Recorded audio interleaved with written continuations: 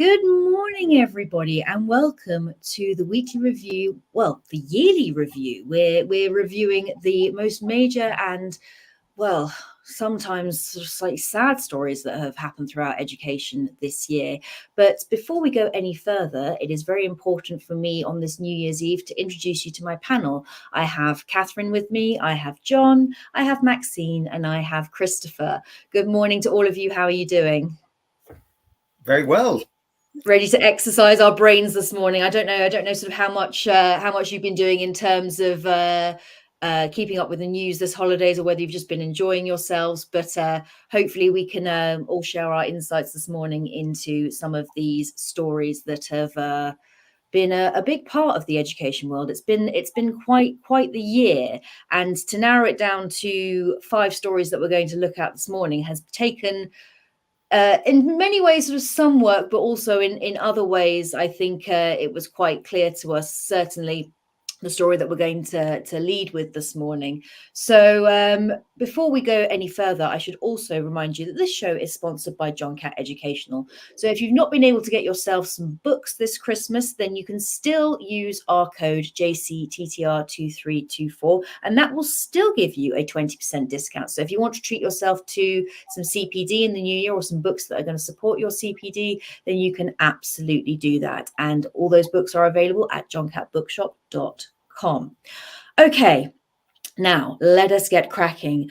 Now, unfortunately, the teaching world this year was sadly rocked to its core when we found out that the head teacher, Ruth Perry, had taken her own life on the back of an Ofsted inspection for her school. And there has been so much on the back of this, particularly on the back of the inquest that was quite recent. We also know that Amanda Spielman has certainly had some choice words. Amanda Spielman, being the outgoing head of Ofsted, has had some choice words to say on the back of this, judged incredibly insensitive.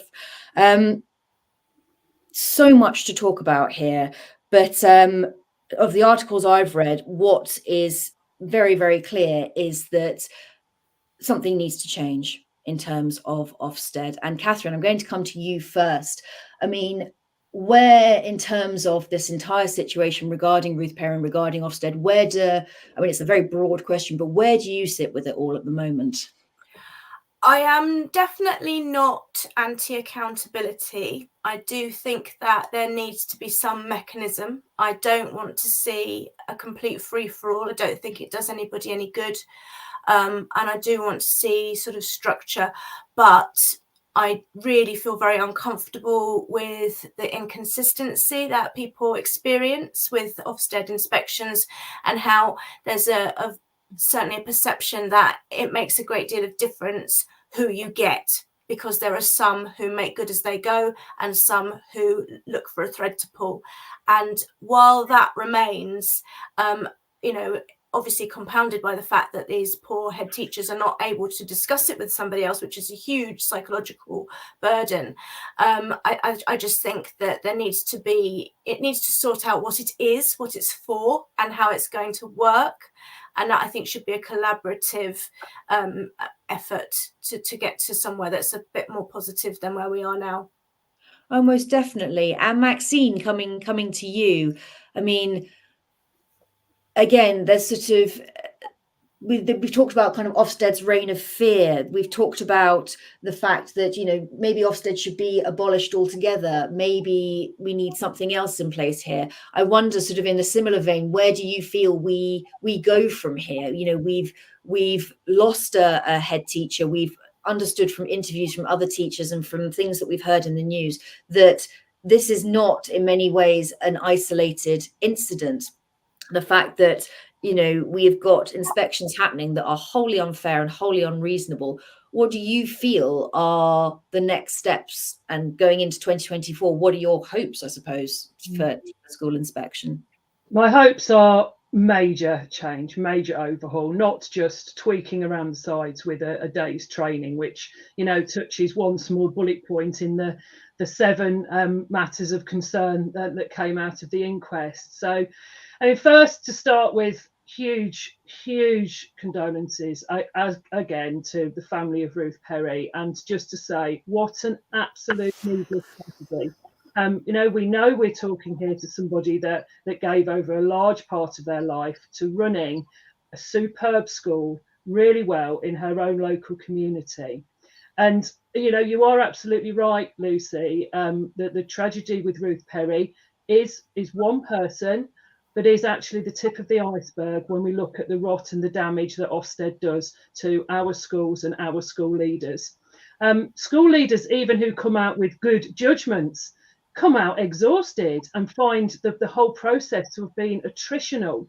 And words like brutal used, particularly for the discussions that happen at the end of day one, if it's a 2-day inspection, even coming out with good outcomes. So the whole process needs to change.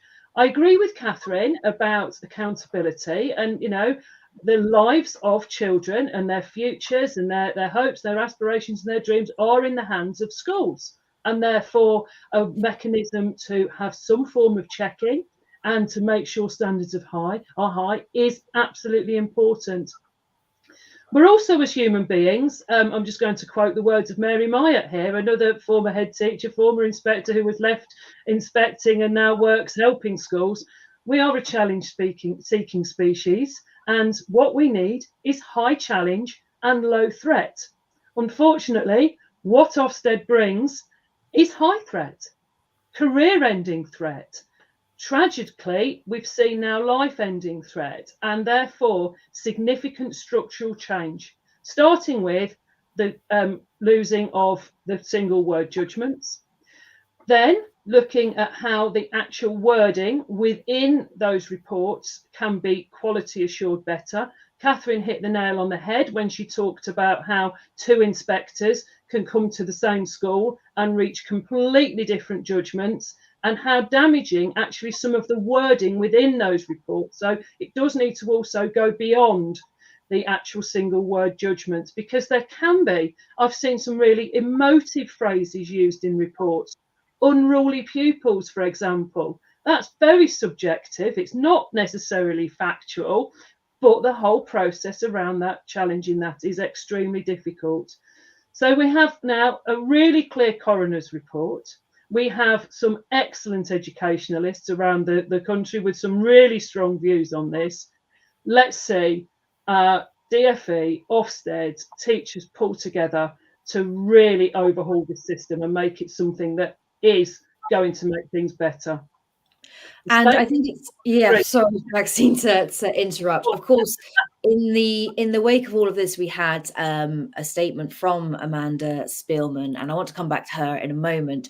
But something that, of course, happened as well was that Ofsted, in the wake of Ruth Perry, kind of there was some emergency training. There was a bit of a kind of, oh gosh, what do we do? And it's acknowledged in the statement here. We have started to develop training for all inspectors on recognising and responding to visible signs of anxiety.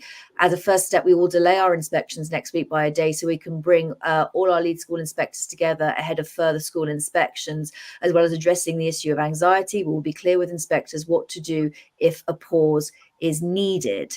And I just wonder, John, your feelings on this. I mean, was this just, I mean, it never should have gone this far in the first place, should it? I mean, we should never have kind of been having to have this conversation, right? Absolutely. You can tell that, Lucy, your remark at the beginning, this rocked the education world. It did. And it did for very specific reasons. It was a kind of Emperor's New Clothes moment. It was something we all sort of knew, and lots of people were saying, but it needed the perfect case. It needed a dedicated head teacher who was loved by the parents, loved by the school, whose school was judged outstanding and suddenly not outstanding for reasons of Ofsted's culture and the way Ofsted works, and exposed it all. But it didn't, clearly, this statement we see in front of us, it didn't rock Ofsted, in the sense that you can tell they're not taking this seriously, but somehow it can be dealt with by training. That was the problem then. You simply needed to adjust the training a bit. But that wasn't the problem. The problem was altogether deeper, and it had been embedded for years in a change in culture that was dramatically unpleasant. It was that culture that you described brilliantly as a threat culture. And you think, well, where did that come from? I'm imagining something superficial in this report, like sort of David Brent standing up in in the office with a flip chart with stress written on it, ? 5 minutes on that, and we'll have sorted this out. What do we think? We've got to avoid stress. But where did it all come from? This failure of Ofsted and this threat culture, and I think it came from years and years and years of other things. In other words, Ofsted are the symptom, and the way they behaved, and it's a symptom of a view of education that it's at fault, that we have a kind of accountability that is about finding out who's a failure. I mean, you remember years and years ago, I remember there was a sort of period of time where it was the cult of the superhead, the superhead, and they were being drafted into schools. I forget, it was in the news somewhere. There'd be some terribly failing school. And that, again, the words that started to be used a decade or so, a couple of decades ago, of failing schools. A failing school will be identified. A superhead will be brought in. You think, well, that's a culture of managerialism, and that someone can draft in, they can take over that school, they can beat those teachers into submission, get them all working together, and so on, rather like the football managery kind of quality that you see in football. That management as opposed to leadership. And then I do think that there is a crucial difference that we sort of we talk about in different ways, but we don't really fully acknowledge that there is absolutely a distinct difference between being managed and being, and having leadership at the top, whether it is we're talking school, whether we're talking absolutely.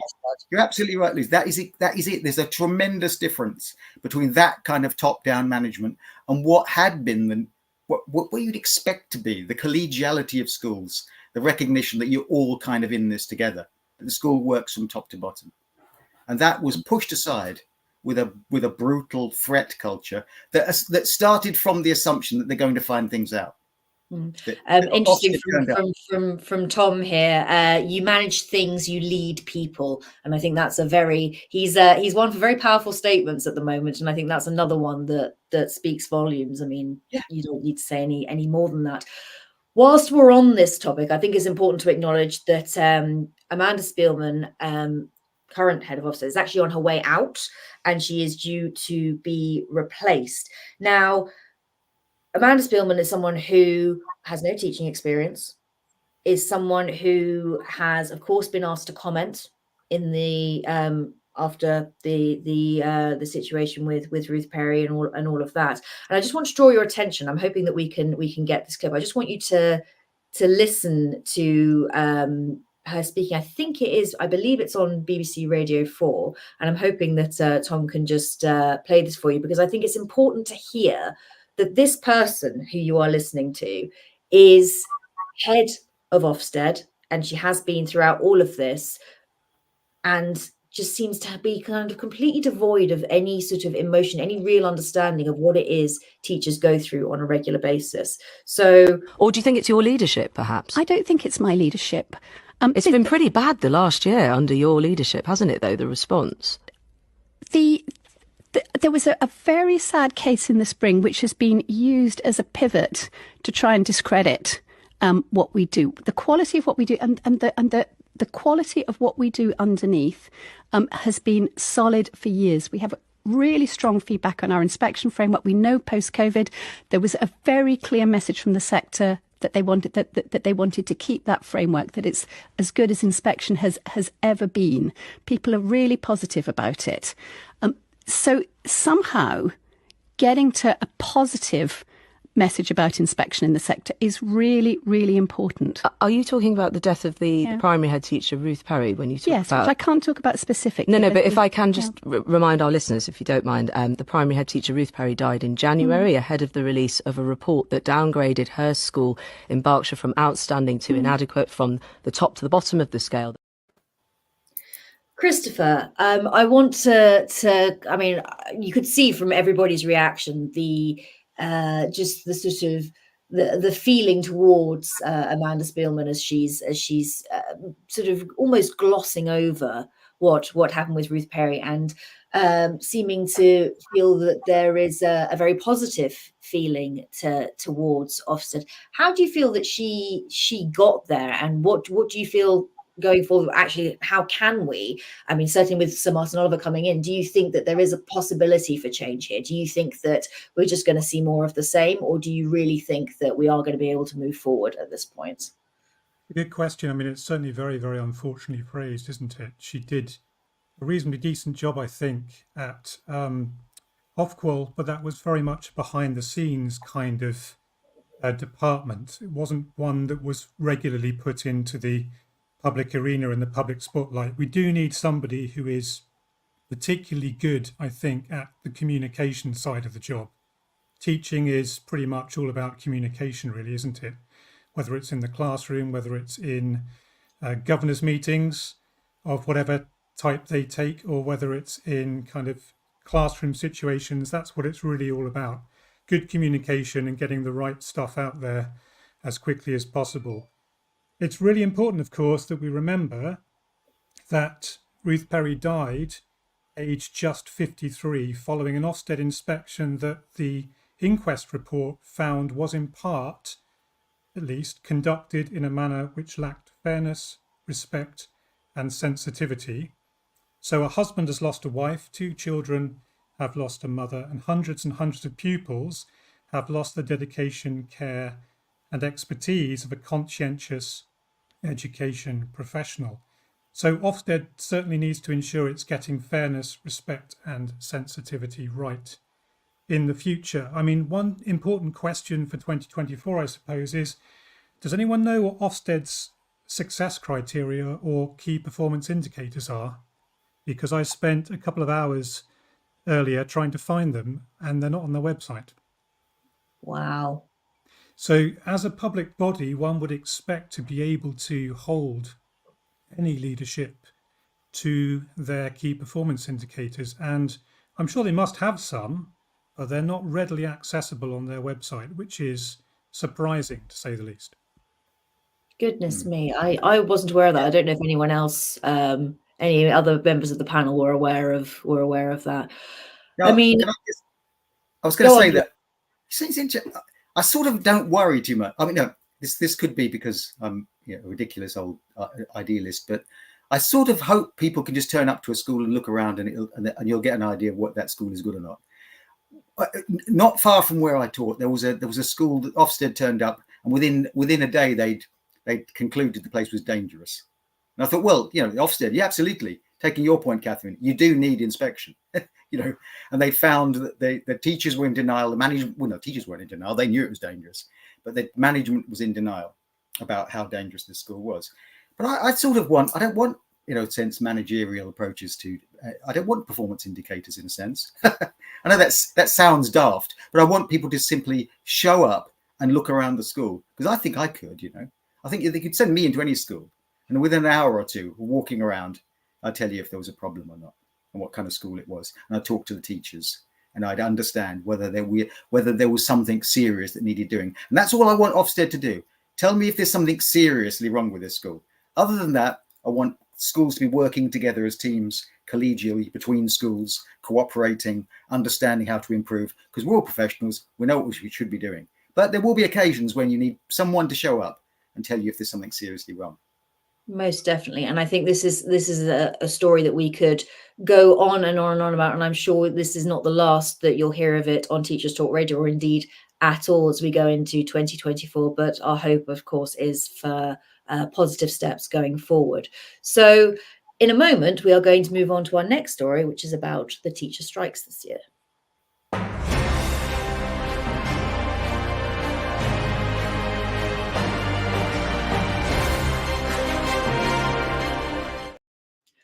So this year, as we know, a large number of regional and national strike days took place, and ultimately did result in an accepted pay rise, which was a 6.5% pay rise. And I mean, again, this is a story we could talk about a great deal. I mean, was the pay rise enough? Should the unions have agreed to it? I mean, there's a lot to unpack here. So first, I'm going to come to you, Maxine, and ask your feelings on I suppose, the result of all these strikes and the pay rise, where do you, I suppose, where do you sit with it? Do you think it's enough? Do you think that unions were right to accept it? I think it's a really, really complex issue. And I think the backdrop to it is the fact that there has, of course, been years and years and years over which teacher pay has been eroded in comparison to pay in other sectors. And I think particularly if you look, my own perspective as a former school leader, look at school leader pay compared to the similar levels of responsibility within industry, that gap has widened. And therefore, if we're attracting people into a profession with a future that we know is very, very challenging potentially, and not everybody who comes into teaching is going to go into school leadership. I think it's really important we don't make that assumption. But it does need to be something that is very, very attractive to get people in. And statistics are telling us that it certainly isn't.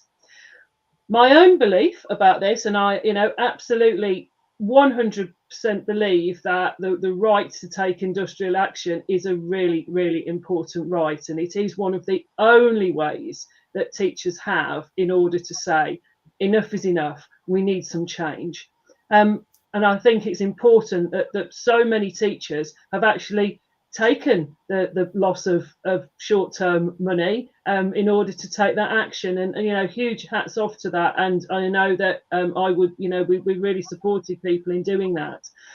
In terms of whether it's achieved enough, I think, and I'm sure others will pick up on this more, pay is the tip of the iceberg when it comes to what isn't making teaching an attractive profession at the moment. And there is so much more. And whether that's something that unions can seek to try and get through their action, or whether that's other movement, I think that pay is just one of many, many complex issues. And of course, there are a number of unions you can be part of.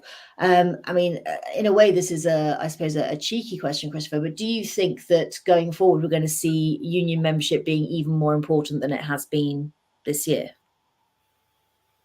Good question. How shall I answer this best? I think it's probably fair to say that we need more than one education union, because there are teachers with different perspectives on the political activities that unions engage in as well that need to be respected, I think.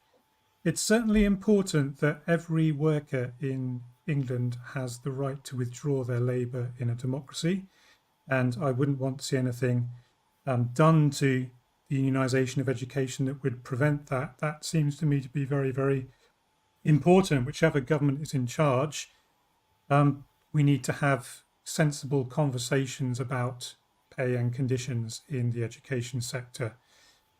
Now, whether some of the unions are helping themselves by some of the extra activities they're engaged in that don't focus on pay, conditions and terms of employment is also an important thing to consider, I think, as well. But should you be part of a union as a teacher?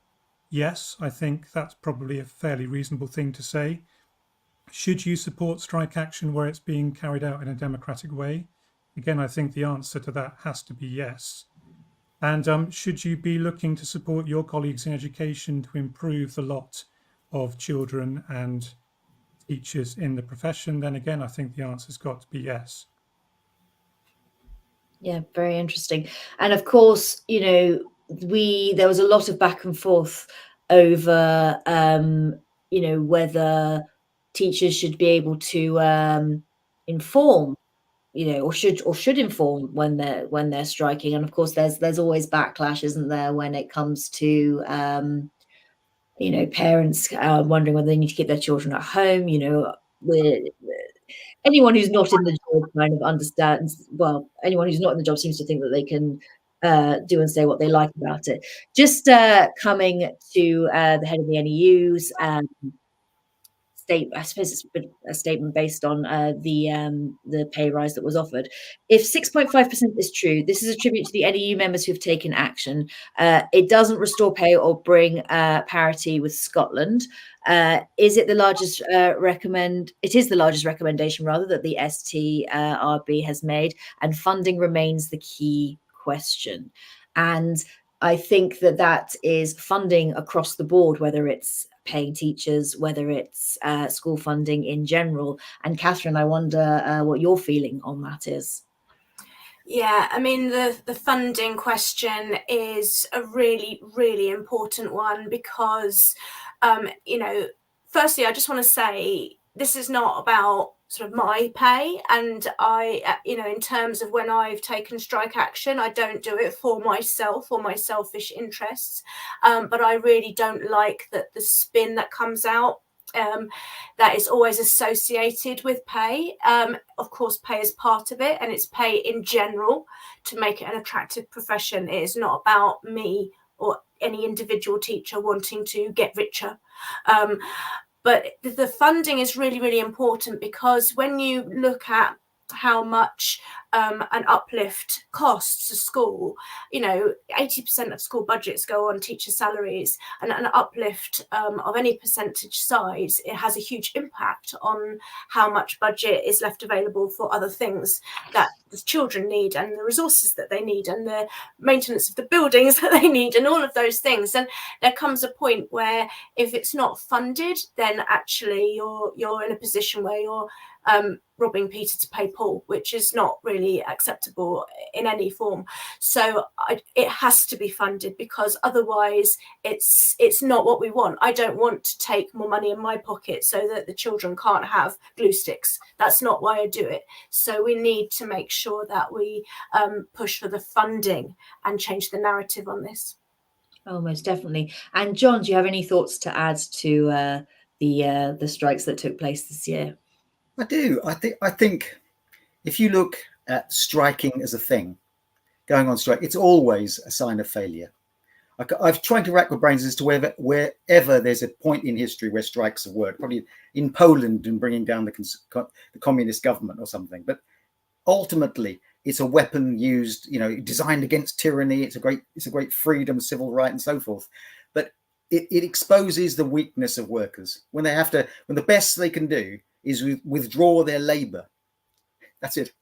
I will not be paid for a number of weeks. I will damage the people I work to help in order to further this cause. It's always a Pyrrhic victory. And this is a lovely example of a Pyrrhic victory. I think in a sense that, okay, after years of austerity, teachers will open their pay and go, okay, we're getting a pay rise at last, after years of not getting a pay rise. But that's the best that can be said. Ultimately, it won't make the teacher's profession more attractive. And as Catherine points out, they're going to, in a sense, the politicians who have granted this, and they'll look in the camera and say, well, I'm glad to have a peace at last in schools, and I'm glad there's going to be no more horrible strikes. But they'll close the doors and they'll snigger behind their hands, because they'll say, the teachers have stuffed themselves on this one, because half the pay rise is funded out of taking away from the budget of the Department of Education, and half the pay rise is funded out of school budgets. So next year, when you're enjoying your modest but not very significant pay rise, you can see how the books aren't appearing in the library, and you'll have to make do with less photocopying this term, and worse and worse. It'll all get a bit more threadbare. So I don't know what we've achieved, really. Yes, and I think the idea that striking is such a bold statement, and such a kind of, I often sort of don't think about the fact that actually we don't kind of wake up one day and want to do this. It very much is last resort. It's kind of, well, we've tried, but now the only way that we're going to attempt to get you to listen to us is we're just going to say, no, we're not going back to work until you do listen to what we have to say. So powerful stuff. In a moment, we're going to come on to another. Again, I feel like we could talk about strikes for forever. All these things could have their own shows. But in a moment, we're going to move on to another story that dominated the news in sort of the end of the summer holidays, beginning of the school year, which is the fact that a number of our school buildings are crumbling.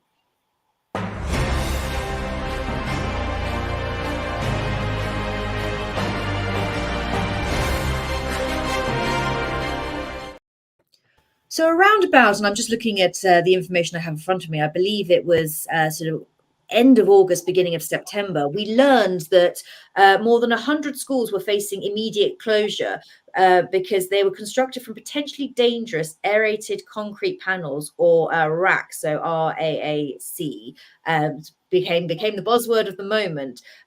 So which is, I should remind you, stands for reinforced autoclaved aerated concrete. And essentially this building material is shoddy. It shouldn't have been being used, and the fact that school buildings were being constructed of it meant that a number of children had to be sent home, a number of schools had to close, and it just seems like this was yet another thing in the long kind of list of woes. And I feel like, you know, certainly with this show, we are bringing it down, but we will bring it back up at the end, I promise you, like we do. But I struggle to think about questions on this, because there's sort of no, I mean, it's almost kind of no way. I mean, no way, right, Christopher? I mean, how are we here with our, not to mention the strikes and Ofsted and everything else, and now the buildings are falling down? Does anybody seriously want to suggest that our school estate doesn't need investment and doesn't need money? I think we're going to struggle to find anyone who would make that case, even people in government, I think. So the school estate in England clearly needs investment. It clearly needs money, whether it's leaky roofs, whether it's crumbling concrete, whether it's Victorian school buildings, whether it's cramped classrooms. We clearly need to find the money from somewhere. So the question really has to be, where do we get that money from? The same, we could say, is happening in the NHS too with hospitals. Hospitals and schools require billions and billions and billions of pounds every year to maintain them, just to keep them at the still state. So I can really only think of three places we can get the money from for our schools.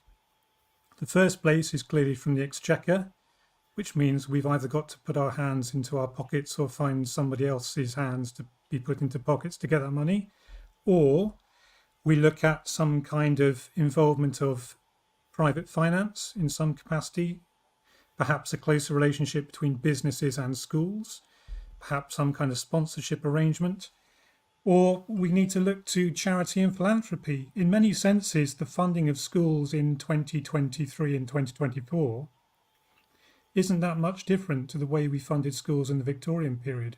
We're really looking at those three pots for the money to do the job. So, you know, my preference would be for closer school business links, provided they didn't dominate too much of the curriculum that was offered in the schools, perhaps looking at ways that ethically minded businesses could invest some of their money in schools in exchange for perhaps future employees as a potential way forward, or whether we need to be looking more carefully at how we finance schools within our communities.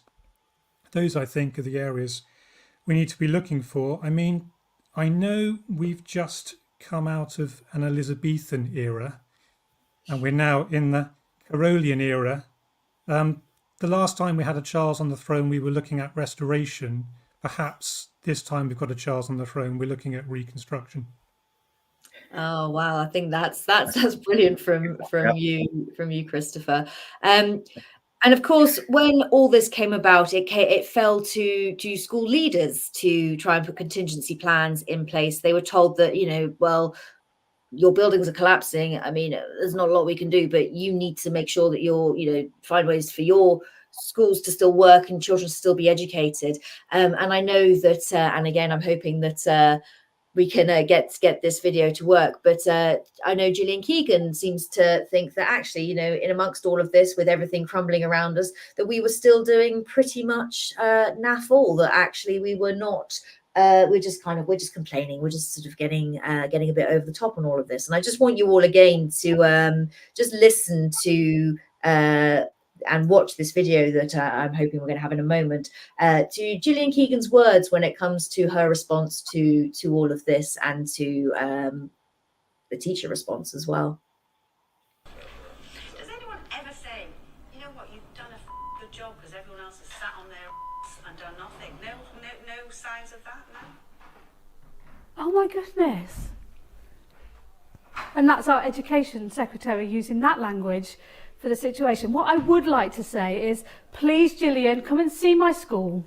Come and really understand what RAC looks like, what RAC is in a school, what happens when you close a school, and of course we will always put health and safety first. I am not complaining about that happening, but just come and see what your serving head teachers are doing in order to maintain a good education. I am horrified by that clip, and I think that something needs to happen for somebody to say that, because I worked from the moment we got the notice of closure.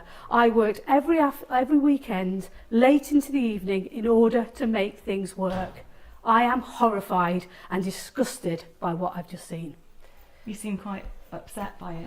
I am upset because I've watched what my staff have done in order to go from a closure notice, and what people need to know is RAC in a school is not the fault of the school. The sudden closure is not the fault of the school. RAC is hidden under tiles like this. So first you have to identify it. It got identified as soon as we were asked to do those audits. We then had an intrusive survey. Straight away, as soon as the result came back that we had to close, over half term, we were working to make sure that we had emptied buildings, working with local authority representatives who've also worked extremely hard to find us accommodation, for people to move out of that accommodation, for us to move in. My staff had to work evenings and weekends. On one Sunday, we came in to move on vans that had been hired by us in order to get back to face-to-face teaching. So nobody has sat on their backside. Nobody has, and I'm not going to use the language that she has used, nobody has stopped. We have all done as what we can. Health and safety comes first, and very closely second to any serving member of staff in a school comes getting us to face-to-face teaching. And I'm speechless on what I've just seen. Mm-hmm. And thank you to Sky News for that clip. I mean, it's baffling. I mean, I don't know how many education secretaries we're on. I know Tom Hopkinsburg likes to play a game with us regularly to see sort of how many, if we're kind of keeping tabs. And I lost track a long time ago. But it's a wonder that that Gillian Keegan is still in situ, given that she's making statements like that about the fact that, she seems to think that all we do is complain and target her. It's kind of sort of a very kind of woe is me type thing, not to mention the colourful language choices. I wonder, Catherine, I mean, your reaction to that video. You just felt for that school leader, didn't you? You could just see, I thought she did well not to weep on the camera. It's horrifying. I mean, one of the things when I was looking into this article, apart from the fact that I think it just really is a symptom of the whole sorry state of education that's been building up over the last 20 odd plus years. But, when you think about how so many schools, and I know there's a lot of big academy chains out there as well for whom this will not apply, but there's so many schools that are sort of now on their own and do not currently enjoy the economies of scale to bear the cost of getting in, a professional chartered surveyor, to have a business manager with, the professional qualifications of, being able to look at structural engineering or whatever it is. And I've probably got those terms wrong, but, this devolved agency that the government has made such a policy of making, you make the choices, you have the agency, you run your school as you see fit, but then you lose the economies of scale, then you lose the centralized expertise, and you lose all of those things. And it's just pushed the can down the road, and this is where we are, and it's terrifying. And it is incredibly, incredibly scary. And I wonder, Maxine, what your feelings are on all of this. I know that you've sort of said, we've talked a lot about kind of this is just the tip of the iceberg. I mean, this is kind of even more just sort of, it's still not getting really into everything here. It's just, it seems to be another thing where you're kind of like, oh, for goodness sake, really? Yeah, totally. And, I would like to say to Kaz, the head teacher that we saw on there, jolly well done. I'm assuming that that's what was bleeped out in Gillian Keegan's phrase for her efforts in getting her school up and running. And as I sit here on my backside watching and hearing about how she got the school up and running, that, you know, absolutely congratulations for doing that. It is the tip of the iceberg, and building on what both Catherine and Christopher have said, I can't put this anywhere near as eloquently as either of those, but looking at the long history of these funding challenges and everything else that's happened, planning for COVID, planning around all those other changes, trying to make ends meet, the opportunity cost of the energy that head teacher and her amazing team have put into providing education. You know, she describes how exhausted they are, how they've worked to plan that contingency. That's an opportunity cost that if there wasn't those crumbling buildings, if buildings had been kept properly maintained, and we didn't suddenly have this and everything is always that all of a sudden, isn't it? And that's, you know, something that seems to be a pattern. They would be building an even better curriculum. They would be planning even better pedagogy in their lessons, and they would be doing those other things to make things better for the children. So ultimately, it is really important to go back to proper funding, go back to proper structures, so that teachers and school leaders can be free to do what they best: lead schools and teach. Well, again, we've talked so much about our stories so far, and there's so much more to be said. But for now, I'm going to move on actually to our final story for today. So we are going to start talking about recruitment and retention, which has been another big issue this year, because I think there's a lot to say here.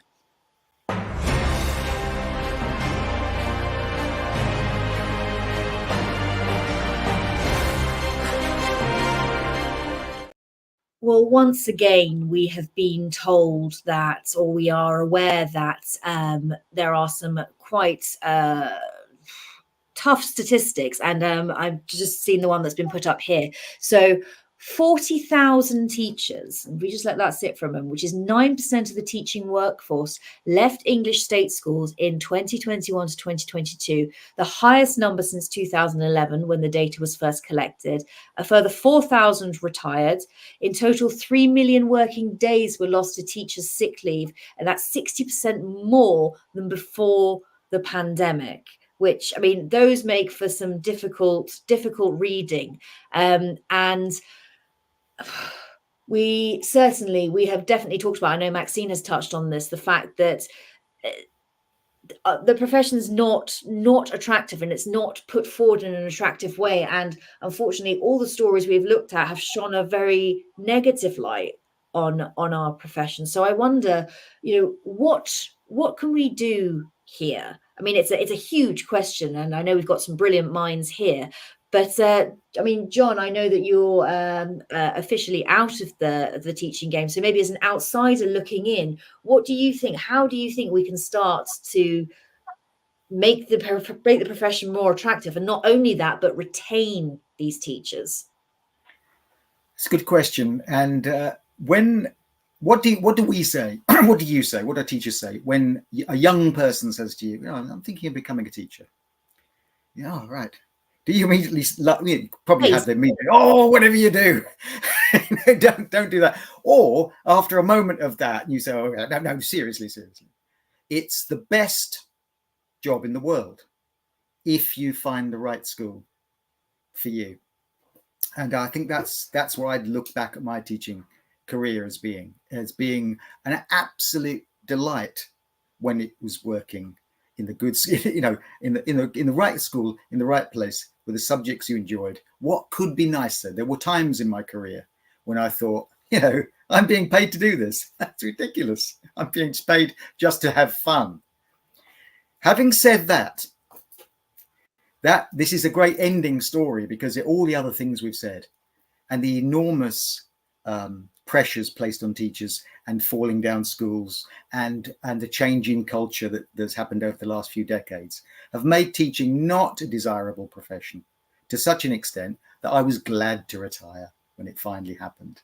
And I remember bumping into a few years before I retired, maybe 4 or 5 years before I retired, going on a holiday, and we ended up with a group of teachers, all chaps who'd retired.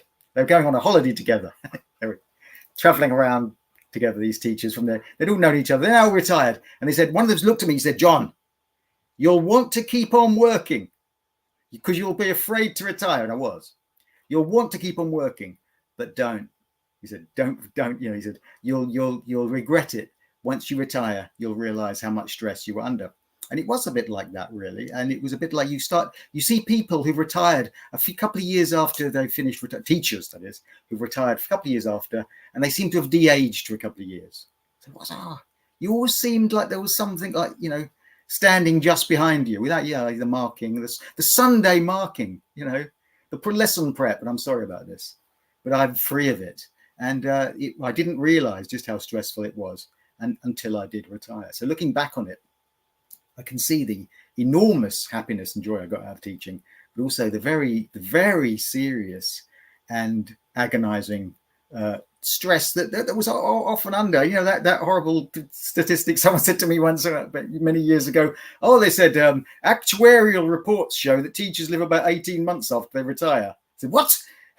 What? Don't tell me that. But apparently that's if you leave retiring very, very late. But hey, hopefully that isn't true as it used to be.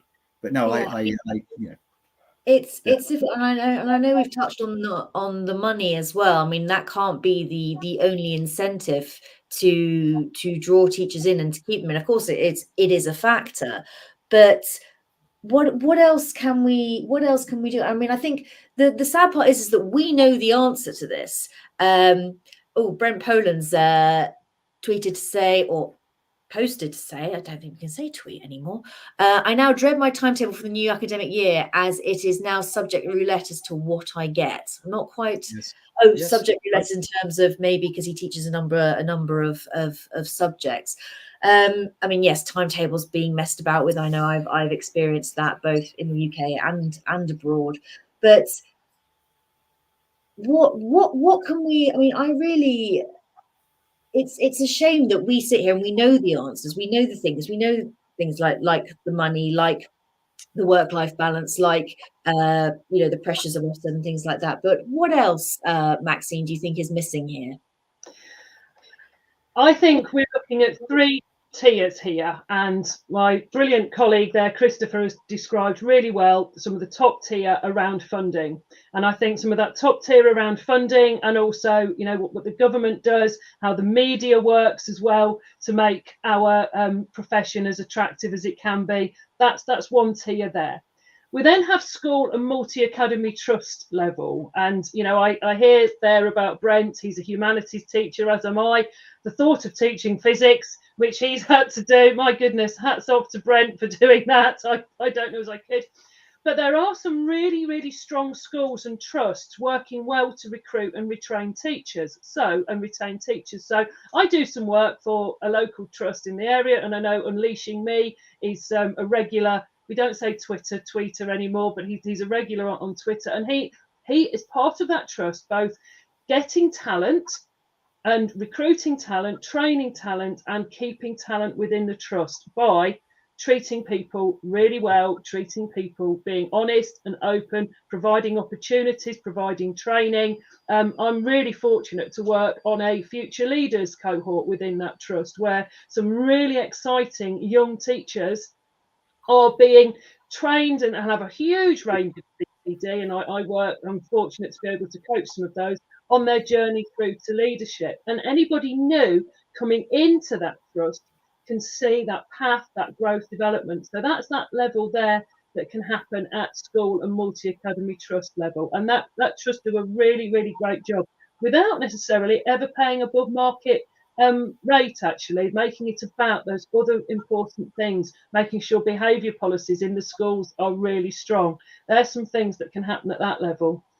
At a personal level, I have left full-time teaching, but I can't stay away. And I, work with teachers and school leaders in whatever way anyone will have me.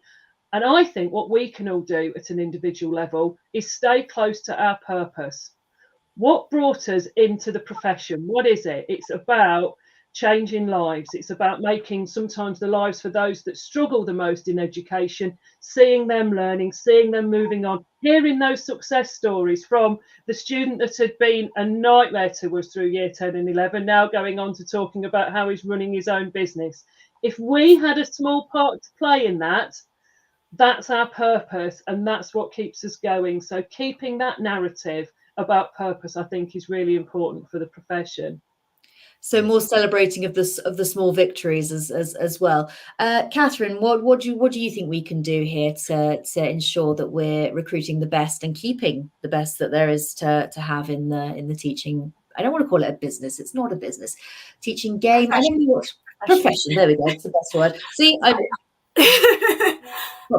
think it's really important. I mean, I've carried out some research for my doctorate, and I've discovered that 42% of the teachers I interviewed, which is not a huge sample size, but 42% of them felt that their age and career stage weren't catered for in their school. And I think, going back to Maxine's point, it's very much about the wish to have an interesting and perhaps diverse career pathway, which maybe goes into leadership, maybe goes into research, maybe goes into some other pastoral expertise. But the school system remains inflexible. In many cases. I mean, talk about retirement. I would love to retire so I could actually do something, my research or something like that. I'm too young, fortunately. And I don't want to leave. I love my job. I love the kids.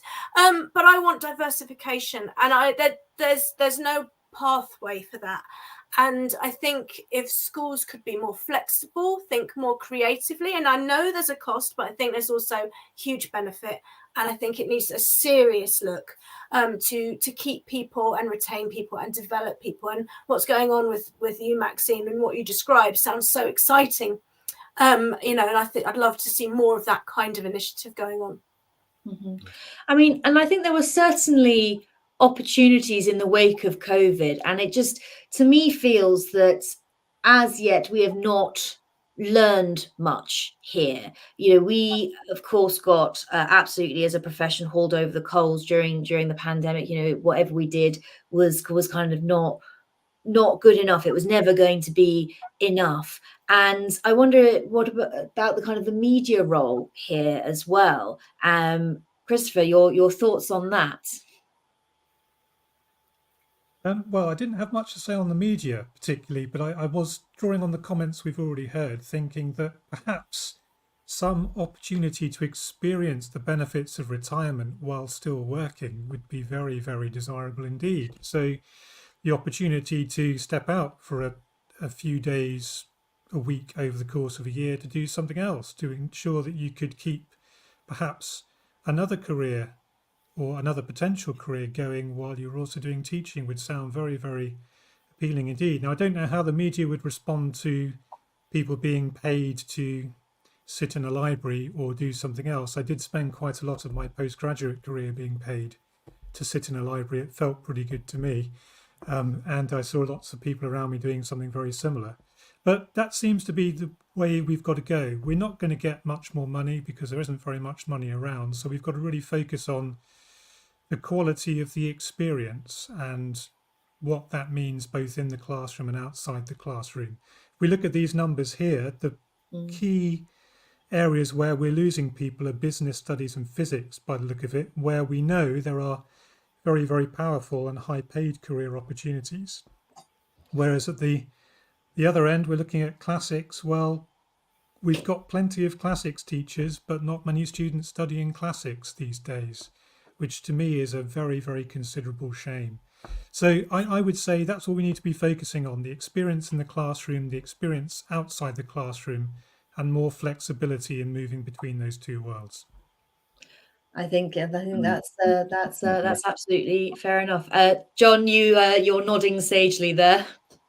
Well, thank you for the sagely. I try that. I've been working on my sagely ever since I retired. No, I think absolutely. The quality of teaching. There's so many things you can do that don't involve pay rise. However, I don't want to de-emphasize pay rise. There are all sorts of problems in this country since the economy isn't growing and so on. And Chris is absolutely right. But it comes down, in a sense, to priorities. We're a rich country. We can afford to pay teachers more. We can afford to pay doctors more. I think we can do that. But however, there's all sorts of creative ways, and Chris is absolutely right about that. You know, how many teachers have approached their management and said, you know, I'd like to go to step down. You know, I'd like to try part-time teaching, job sharing, sabbatical year, and been greeted with that as if they're speaking in a foreign language. We can be much more creative about the way we give teachers a chance to enjoy what they really like doing best, and celebrate that and allow them to explore their own subjects and so on. I mean, you look at countries like Finland, where they have where people desire to be teachers, and it isn't just because of the pay. It's primarily because of the status of the profession, the way they view it, and the way they value and enhance their teachers' careers. Every teacher in Finland has to have an MA. They literally have to decide how they're working on their MA as soon as they start, and they'll be expected to carry out postgraduate research throughout their teaching careers. And there was a time in the past when the Finnish teachers had to make a choice. You know, should we lower the threshold for qualifying to be a teacher, or shall we actually make it more difficult and make it more challenging and make it more interesting a career? And they went down that road, and it worked. Now, I know Finland's a very different place, but on the other hand, well, there is actually, alongside the pay settlement, there is a work review commission. How many work review commissions and workload commissions have there been in our lifetimes that come back and say, well, you know, teachers should avoid too much administrative work? Now, that's not the problem. Often the administrative work is a bit of a break from teaching, and sometimes it's a way of paying teachers a little extra. There's much more creative ways we can think about making the teaching profession altogether less stressful. But in the end, it'll come down to very simple things like the behavior of students and the management culture in your school. And when those are right, it's a lovely job. Oh, for sure. Absolutely. Well, it has been an absolute whirlwind of a trip through the stories of the year so far. In a moment, I want all of you to have a think, and maybe in 30 seconds or so, can you summarize, and it's a big job here, your hopes for education in 2024. But before we do that, I just want to quickly remind you that this show is sponsored by John Catt Educational, and you can see our lovely discount code is down there, which is JCTTR2324, and that gets you a 20% discount on all of the books from the John Catt Bookshop website, which you can see the website there, johncattbookshop.com. So if you didn't manage to treat yourself this Christmas, you can treat yourself going into the new year. I know I've got my eye on a few publications from that website. We've also got some shows coming up, I believe, in the new year that are John Catt books. So look out for those in the coming few weeks. So you have got a few seconds to think about your hopes and dreams for education in 2024.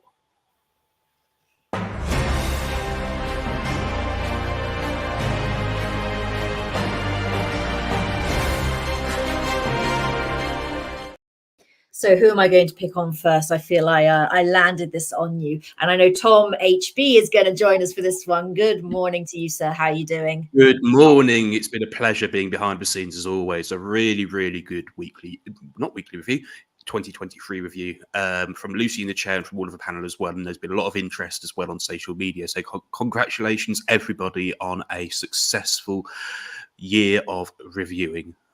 Yes, we've done a lot. I think I'm going to pick on Maxine first. Thank you, Lucy. And you've actually inspired me with my wish. So I've changed my mind a little bit because I've talked a lot about Ofsted, and instead I'm going to talk about the media. So media, here is my pledge to my request to everybody in media world. Education, after health, is probably the most important profession there is. We have an educated world, we have a better world. So help us get some great teachers into the profession to improve our world by doing everything you can to work with us to show our profession in a more positive light, to show us as teachers in a more positive light, and our whole world. That's my request for 2024. Beautifully succinct. Christopher, what about you? Your hopes for 2024? I've only got two hopes, really, I think. The first one is that through whatever mechanism we think is best, we finally eradicate the scourge of vaping in schools. whether that's further public health legislation or something similar. I would love to see that gone as of this time next year.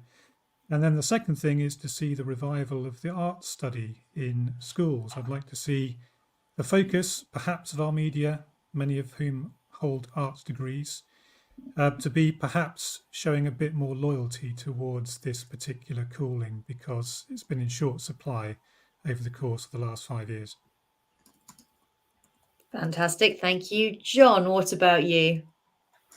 Well, there's a scene in the film Master and Commander where the ship is being dragged further and further and further into the Antarctic wastes, and they're getting colder and colder and colder, and all the crew are huddled below decks, and then they hear that something they've managed to cut loose, something that's dragging them down, and the ship turns. He goes, he says, "We're going back towards the sun."